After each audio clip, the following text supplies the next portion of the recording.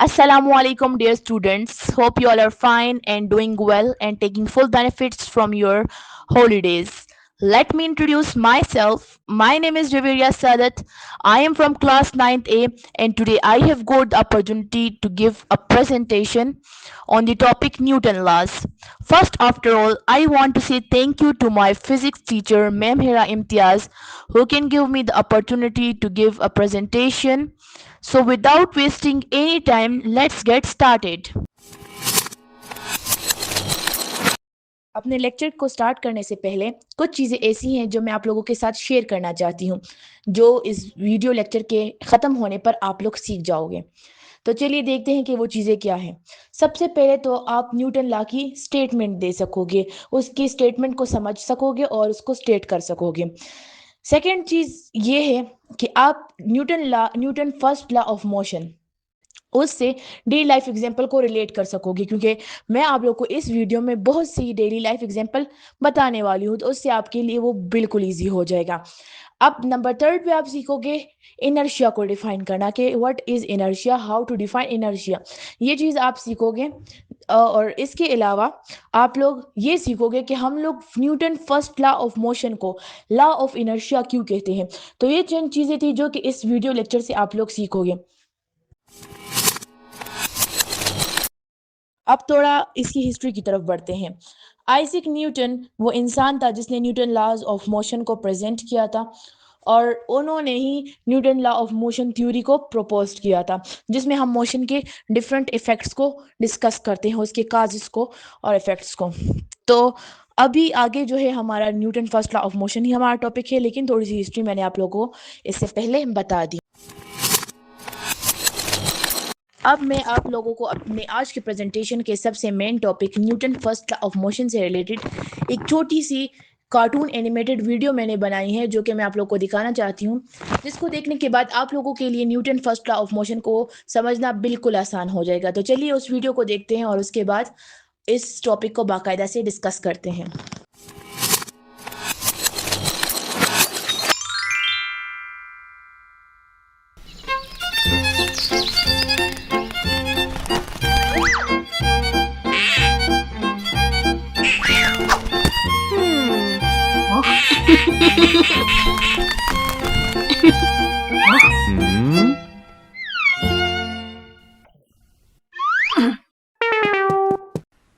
Hmm.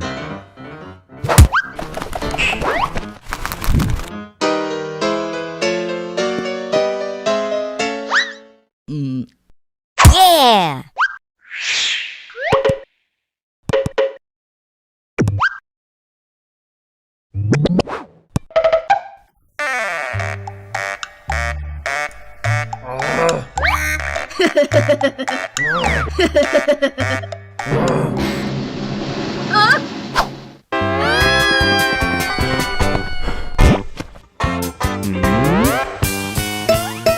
Ah. Huh? Hmm. Hmm.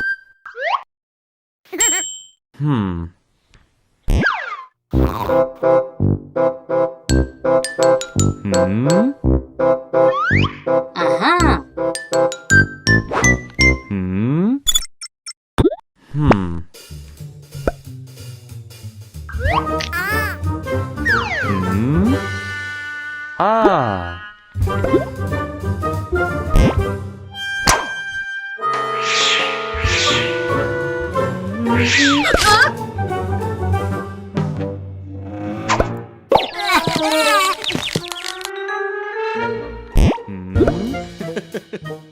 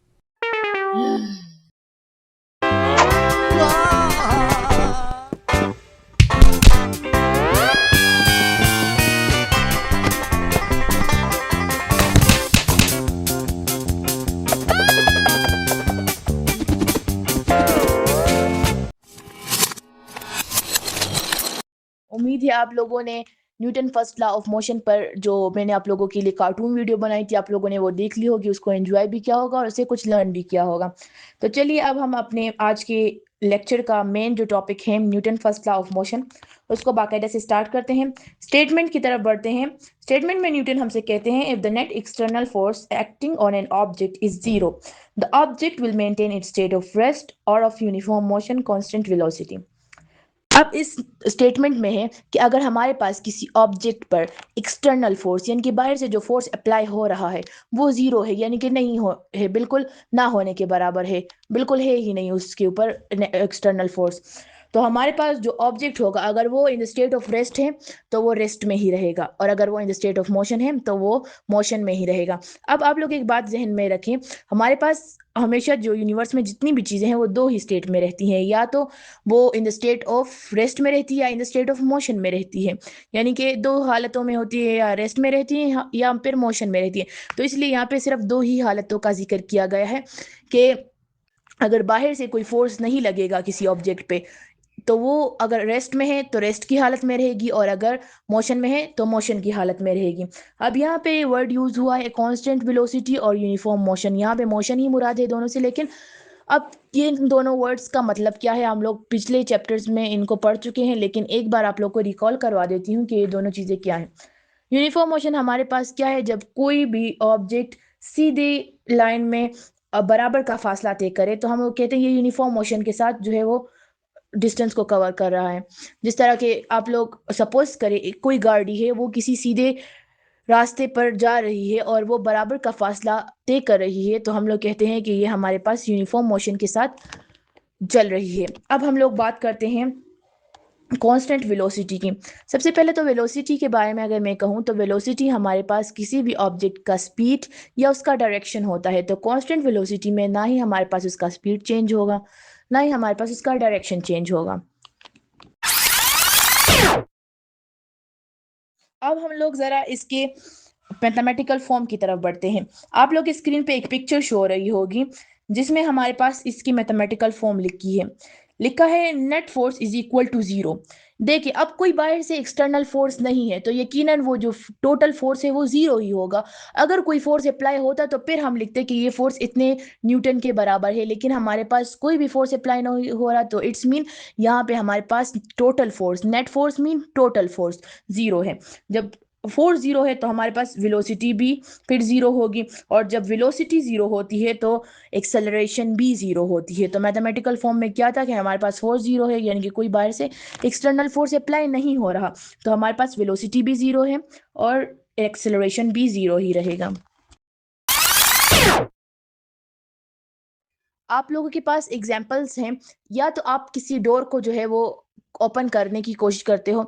Door क्या है, वो रेस्ट में है। अगर आप उस पर फोर्स लगाओगे तभी वो अपने स्टेट ऑफ रेस्ट से हटेगी और मोशन में आएगी। तो हम लोगों ने क्या किया, इस पे फोर्स अप्लाई किया। तो ये एक छोटी सी एग्जांपल थी, उम्मीद है आप लोग को इससे समझ आ गई हो। अब हम इसकी दो एग्जांपल्स को डिस्कस करते हैं। एक हमारे पास है बॉडी एट रेस्ट और एक है बॉडी इन मोशन। दोनों को आप लोग अपने डेली लाइफ में बहुत ज़्यादा ऑब्जर्व कर चुके हो, लेकिन अब हम लोग इसको बाकायदे समझते हैं कि ये क्या है, दोनों एग्जांपल में हमें क्या कह रहे हैं। नंबर वन जो एग्जांपल है बॉडी एट रेस्ट में, आप लोग सपोज करें कोई भी चेयर किसी कमरे में पड़ा हुआ है, वो रेस्ट की हालत में है, वो मूव नहीं कर रहा क्योंकि वो रेस्ट की हालत में पड़ा हुआ है। अब अगर आप उस पर कोई एक्सटर्नल फोर्स अप्लाई करोगे तभी वो मोशन करेगा, लेकिन अगर आप उस पर एक्सटर्नल फोर्स अप्लाई नहीं कर रहे, उस पर एक्सटर्नल फोर्स जीरो है, तो वो रेस्ट में ही रहेगा, अपनी स्टेट को वो चेंज नहीं करेगा। तो ये हमारे पास यहाँ पे न्यूटन लॉ जो हम लोगों ने पढ़ा वो यहाँ पे अप्लाई हो रहा है। हम लोगों ने कहा कि अगर एक्सटर्नल फोर्स जीरो है तो बॉडी मोशन में है, मोशन में रहेगी, और अगर रेस्ट में है तो रेस्ट में रहेगी। अब हम लोग दूसरी जो चीज़ है वो है बॉडी इन मोशन में। तो फुटबॉल की एग्जांपल आप लोग को मैं दूंगी कि फुटबॉल को अगर आप लोग किक करते हो तो वो आगे तक जाता है, लेकिन एक पॉइंट ऐसा आता है जहाँ पे वो रुक जाता है। तो अब आप लोग कहोगे कि आपने कहा कि हमारे पास अगर एक्सटर्नल फोर्स नहीं होगा तो जो भी बॉडी है वो अपनी स्टेट को चेंज नहीं करेगी, लेकिन यहाँ पे तो फुटबॉल ने अपनी स्टेट को चेंज किया।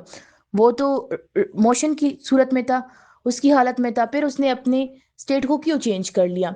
तो इसका आंसर है फ्रिक्शन। फ्रिक्शन ही वो एक्सटर्नल फोर्स है जो कि इसको रेस्ट में लाने पर मजबूर करती है। अर्थ और फुटबॉल के दरमियान जो है हमारे पास फ्रिक्शन होती है, जिसकी वजह से ये किसी हमारे भी पास एक उस पॉइंट किसी पर एक पॉइंट पर आके आके रुक रुक जाता जाता है, है। लेकिन ये अब हम लोग इनर्शिया के बारे में पढ़ते हैं कि इनर्शिया क्या है। The property of a body due to which it resist any change in a state of motion और रेस्ट इज कॉल्ड इनर्शिया। ये किसी भी बॉडी की वो प्रॉपर्टी होती है जिसकी वजह से अगर वो इन द स्टेट ऑफ रेस्ट है या फिर इन द स्टेट ऑफ मोशन है, जब तक उस पर फोर्स अप्लाई नहीं होगा वो अपनी स्टेट को चेंज नहीं करेगी। इसकी भी मैं आप लोग को आगे एग्जांपल दूंगी, एग्जांपल से आप लोग के लिए बहुत क्लियर हो जाएगा, लेकिन थोड़ा सा आप लोग डिफिनीशन को समझ लें क्योंकि आगे हम लोग इसको न्यूटन लॉ से रिलेट करेंगे। मैंने कहा इनर्शिया क्या है, हमारे पास किसी भी बॉडी की वो खुसूसियत जिसकी वजह से अगर वो इन द स्टेट ऑफ रेस्ट में है या फिर इन द स्टेट ऑफ मोशन में है, जब तक उस पर फोर्स अप्लाई नहीं होगा, एक्सटर्नल फोर्स नहीं होगा, तो वो अपनी स्टेट को चेंज नहीं करेगी।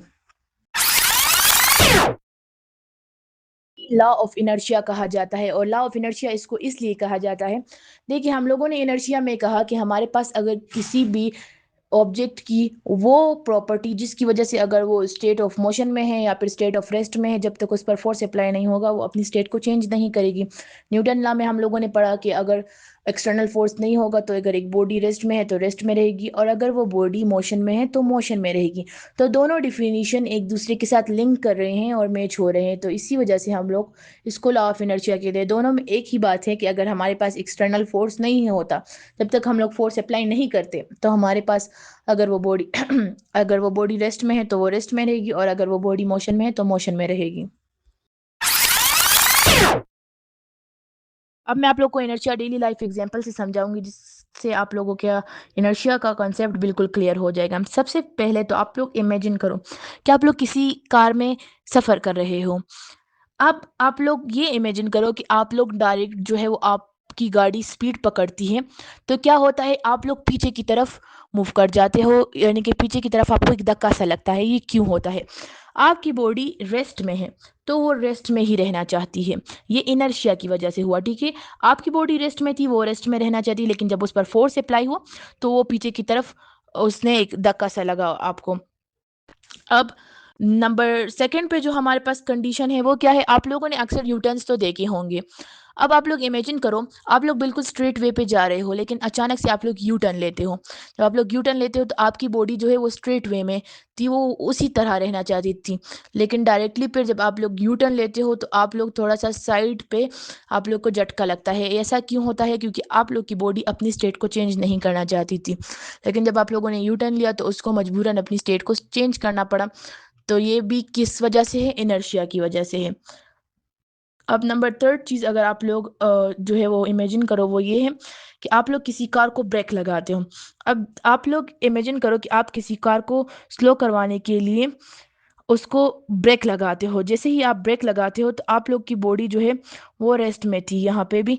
लेकिन जब आप ब्रेक लगाओगे तो आप लोग डायरेक्ट जो है आगे की तरफ आप लोग को धक्का सा लगेगा। ऐसा क्यों है? क्योंकि आप लोग की बॉडी रेस्ट में थी, वो रेस्ट में रहना चाहती थी, लेकिन जब आप लोगों ने डायरेक्ट इस पर फ़ोर्स लगाया, तो ये जो है वो आगे की तरफ मूव करी। इनर्शिया जो है वो डिपेंड करता है मास पर। अगर मैं आप लोगों को 2 डेली लाइफ़ एग्ज़ाम्पल दूँ, तो आप लोगों को उससे ज़्यादा अच्छे से समझ आ जाएगी। आप लोगों ने दोनों एग्ज़ाम्पल्स को डेली लाइफ़ में फ़ील भी किया होगा। अब मैं आप लोगों को एक एग्ज़ाम्पल देती हूँ बाईसाइकिल की, और एक ट्रक की एग्ज़ाम्पल है हमारे पास। बाईसाइकिल को अगर आप लोगों ने अपनी लाइफ़ में कभी चलाया हो, बचपन में कभी ना कभी तो आप लोगों ने इसको चलाया ही होगा। तो बाईसाइकिल के पेडल जो है वो हमारे पास in the state of rest होते हैं। लेकिन जब हम इसको मोशन में लाते हैं तो इसमें इनर्शिया कम है बनिस्बत ट्रक के। यानी कि ट्रक के मुकाबले में बाईसाइकिल में इनर्शिया कम है। तो जब हम उसको मूव करवाते हैं तो उसमें कम फ़ोर्स रिक्वायर्ड होता है। लेकिन जब हम ट्रक को स्टार्ट करते हैं तो उसमें इनर्शिया ज़्यादा है। उसका मास ज़्यादा, उसमें इनर्शिया ज़्यादा। बाईसाइकिल का मास कम है, उसमें इनर्शिया कम है।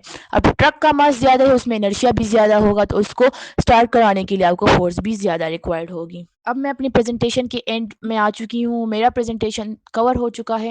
न्यूटन फर्स्ट लॉ को मैंने आप लोगों के साथ डिस्कस किया। उसके मैथमेटिकल फ़ॉर्म को इसके अलावा मैंने उसके जो डेली लाइफ़ एग्ज़ाम्पल्स थे, तमाम की तमाम चीज़ों को हम लोगों ने डिस्कस किया। उम्मीद है इस लेक्चर से आप लोगों को कोई ना कोई फ़ायदा ज़रूर हुआ होगा। आप लोगों ने चीज़ों को समझने की कोशिश की है होगी, और आप लोगों को चीज़ें समझ में आ भी गई होंगी। अगर आप लोगों को जिस वीडियो के स्टार्ट में जो चीज़ें मैंने बताई थी कि इस वीडियो से आप लोग ये चीज़ें सीखोगे, अगर आप लोगों ने वो चीज़ें सीख ली हैं और आप लोग सैटिस्फाइड हो कि यस, हम लोगों ने ये तमाम चीज़ें सीखी इस वीडियो से। हम लोगों ने न्यूटन लॉ को स्टेट करना सीखा, हम लोगों ने सीखा कि किस तरह से हम लोग डेली लाइफ एग्जांपल से इसको रिलेट करेंगे। हम लोगों ने इनर्शिया को डिफाइन करना सीखा, हम लोगों ने ये सीखा कि किस तरह हम लोग क्यों जो है वो Newton first law of motion को लॉ ऑफ इनर्शिया कहते हैं। तो आप लोग मुझे कमेंट में येस बताएँ, ताकि मुझे सैटिस्फैक्शन हो कि हाँ, वाक़ई में जो मैंने आप लोगों को प्रेज़ेंटेशन दी है, इसमें से जो चीज़ें मैंने आप लोगों को बताई थी, आप लोगों ने वो सीख ली हैं। अपना और अपने घर वालों का बहुत सारा ख़्याल रखिएगा, और मुझे दुआओं में याद रखिएगा। अल्लाह हाफ़िज़।